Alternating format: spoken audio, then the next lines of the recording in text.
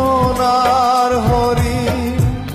প্রবাস নামের জেলখানাতে জীবনটারে করলাম কয়, এখানে কষ্টে থেকেও ভালো আছি বলতে হয়, এখানে কষ্টে থেকেও ভালো আছি বলতে হয়। প্রবাস নামের যে